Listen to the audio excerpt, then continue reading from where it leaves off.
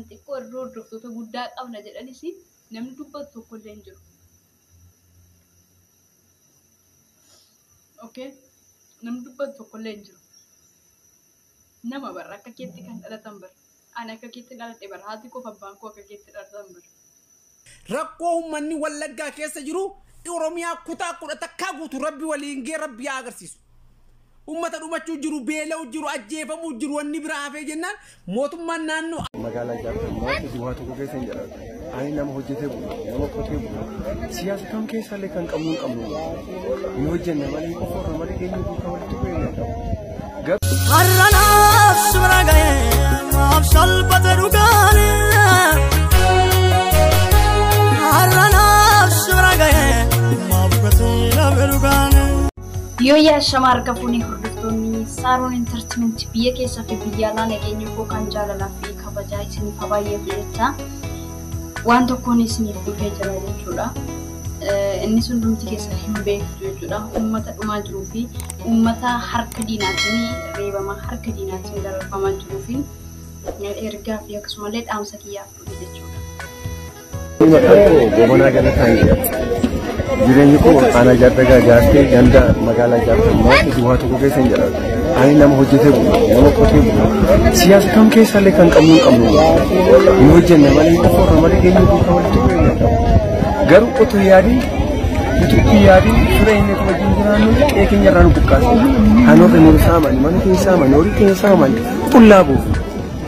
Qabeenya qabnu manaan baafanne, horii qabnu manaan baafanne, dabtarii keenya illee manaan baafanne, ijoollee keenya ganneeti ba'an karaa adda addaa.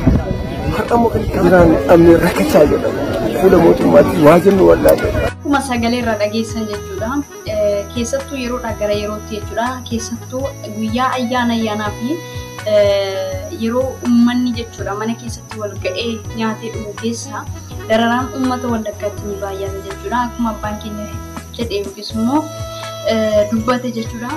Ani qotee bulaadha. Siyaasa kam keessa hin jiru. Nu wajjin nyaatanii dhuganii deebi'anii garuu qabeenya keenya hundumaa dabtaraallee fudhannee manaa hin baanu. Waan qabnu waan oomishannu hundumaayyuu dhiisneeti baanee lubbuu keenya baafachuudha. Ijoollee keenya dhiisneeti jedhee ani gaaffii hin qaba jechuudha. Qaama mootummaa kamis ta'e ani siyaasa kamiinuu hin deeggaru. Siyaasni kamuu saba kiyya fayyadee hin beeku keessattuu uummata Wallaggaa fayyadee hin beeku jechuudha. Yoo miidhaa fi yoo gadi qabaa, yoo gidiraa, yoo garbummaa ta'e kan jechuudha. Siyaasni keessanii dhimma dhuunfaa walirraa kan qabdan ifa waan jirudha jechuudha. Lammata immoo jechuudha hundi keessan aangoodhaafidha jechuudha. Kan isa akkasitti uummata nagaa fi miskiina darartanii aangoo fidha malee uummata dhuguma fayyaduuf miti isin jechuudha. Gaaffii ni qaba jechuudha. Uummata akkatti darartanii ajjeeftanii jechuudha. Harki keessan dhiigaan badee dhuguma gaafa duutan nagaan argadha jettanii jirtu. Osoma aangoo qabattan immoo bineensa caakkaa fiddanii hooggantu immoo bineensa caakkaa wajjin wal ga'ii teessumoo bineensa caakkaa wajjin kan isin mari'attan gaaffii gooti jechuudha. Uummanni miskiinni kaleessa dheengadda jechuudha. Akkuma beekamu ayyaanni masqalaa jechuudha. Akka iddoo biraa yookiis immoo akka Oromoo kutaa tokko keessaa kan beekaman ayyaanni guddaa kan Wallaggi beeku masqala jechuudha. Masqalliif galgalli waaqni hin qabu jedha. Oromoo yeroo ammaa keessattuu jechuudha. Naannoo dhaladhee guddate keessatti jechuudha. Ayyaana masqalaatiin namni waa bitatee gara mana isaa dhufee gammachuu firoonni isaa hiriyoonni isaa dhalataa kan heerumte akkasumallee kan fuusifate hundumtuu walitti ga'ee galagalee taa'ee nyaatee haasaarraa kana ba'ee saasaa waadamee du'aatti hin agarree umuriin jiraatte kana keessatti jechuudha. Waggoota 20 lakkoofsa keessatti hin agarre jechuudha.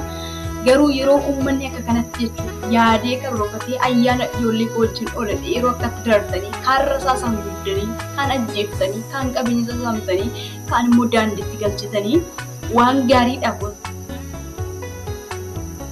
akkasuma namoonni dhageettii gurguddaa qabna jettanii jechuudha sagalee ta'uudhaaf keessattuu yoo dhugaa walitti himne jechuudha dhugaan ni hadhoofti jechuudha. Utuu kutaa 11 keessa kutaan tokko jechuudha miidhama miti xasiima tokko godhateeti miidiyaan kun guutummaan jechuudha xinnaa fi guddaa wal harkaa fuudhee mataan ishee dhaaba jechuudha. Gaafa Wallaggaa garuu namni dubbatu. Gaafa Wallaggaa garuu miidiyaan kamuun dubbatu. kan xiqqoo irra hordoftoota guddaa qabna jedhanis namni dubbatu tokko illee hin jiru. Okay? Namni dubbatu tokko illee hin jiru. Nama barra akka keetti kan dhalatan bara. Ani akka keetti dhaladhe bara. Haati koo abbaan koo akka keetti dhalatan bara. Gaafa wallaggaa maaltu afaan wal siqachiisa. Ganda kee taanaan dhiibeera. Miti garuu dhala namaati namummaan natti dhagahama. Okay? Balleessaa isaan irratti madde osoo balleessaa isaan yakka hojjetan ta'eeti nan gubaanaa. Okay? Uummata ollaa gandaatu immoo beeka jechuudha. Waa'ee wallaggaa. Rakkoo uummanni kiyya keessa rakkoo uummanni wallaggaa maatiin keenya keessummeessu jiran rabbiin Oromiyaa kutaa kudha takka guutuu waliin haa ga'u. Wallah yaa rabbi ni agartaa nuti Oromoodha. Oromiyaa keessa jirra biyya Itoophiyaa san keessa jirra. Rakkoo uummanni wallaggaa keessa jiru Oromiyaa kutaa kudha takka guutuu rabbi waliin gee rabbi haa agarsiisu.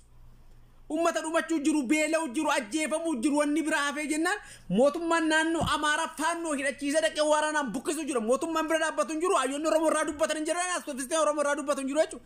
Uummanni keenya gabba'uu fi olgaluu dadhabee san bira kutee waan nyaatullee dhabee mana qaburraa beelee baqatee akka saree karaarra galuu jira jechuudha. Dhumachuu jira akka baalaatti. Namni irraa dubbatuuf hin jiru, namni dirmatuuf hin jiru, namni sagalee ta'uuf hin jiru. Maaliif rakkoo nagarre? Maatiin keessan gammachuu. Okay. Kan yeroo kan miidiyaa mataan dhaabdan jechuudha. Kiristanii biyya fixanii gaafa uummata wallaggaa maaliif callisan? Rakkoon isin keessa jiru dhiibbaa wallaggaarra moo uummata wallaggaa fixuudhaaf karoora ajandaadha. Nama qofachiiftan qabdu yookiis immoo achi deegnee taa'uu jiraachuu barbaaddu. Namoota hedduu wajjinis wal taasifneerra wal argineerras haa ta'u malee barri boo'ichaa akkatti ittiin bahu. Akkatti ittiin fufu. Bariin ulfinaan guyyaa tokko hin baati. Garuu warroonni ganamummaan sitti dhagahame kallattii dandeessaniin sagalee ta'aafi. An dubbii waan hin dubbadhu hin qabu jechuudha. Sababni isaayyuu dubbiillee hin qabu waan hin jedhu hin qabu jechuudha. Mootummaan osoo jiraate mootummaan nu dhimmata. Gaggeessaan biyyaa osoo jiraate gaggeessaa jechuudha. Sababa qiibii walirraa qabdu yoo ta'e fakkeenyaaf irra caalaa isa sababa qabamootiidha jechuudha.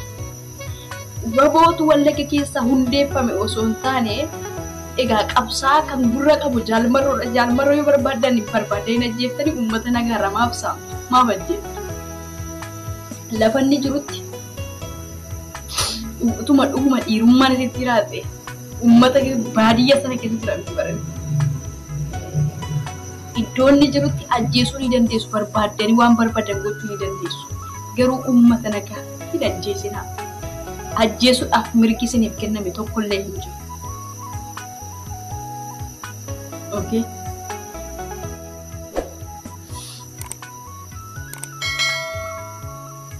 Yeroo haatiif ijoolleen namni inni humna qabu keessaa ba'ee inni humna hin qabne immoo asaasaa du'a taa'ee eeggatu waan xiqqishuu itti hin dhagahamu. Yeroo dhaqxaniis jechuudha itti lolaaftanii dhukaaftanii ajjeeftan xiqqishuu itti hin dhagahamu. Har'allee biiftuun jechuudha. Akka irra ta'uu baatus bor garuu ifti ganamaa hin ba'a. An siyaasa kam keessa yoo hin jiru garuu nama humna hin qabne deemuu hin dandeenye. Daa'ima fiigdee rasaasa jalaa ba'uu hin dandeenye. Hiyyeessoo maa hin qabne. Hiyyeessoo maa hin qabne dafqatee kan lafa isaarraa buqqistanii mana isaa keessaa gadi baaftanii daandiitti gaafa galchitan. Garuu kaleessa tattaaffatee mana isaa jiraata, dhala isaa jiraata. Waan mootummaan jedhu kam nu raawwatee jiraata. Guuttatee jechuudha. Gaafa rasaasa ajjeeftanii akka barbaadan itti kuufaltan jechuudha. Sanan na dhukkube malee ani siyaasa kam deeggaree miti. Sababa ganda kiyya ta'eefis miti. Uummata yeroo gaafa ganda biraa miidiyaa nu kaan dhaabudha jechuudha.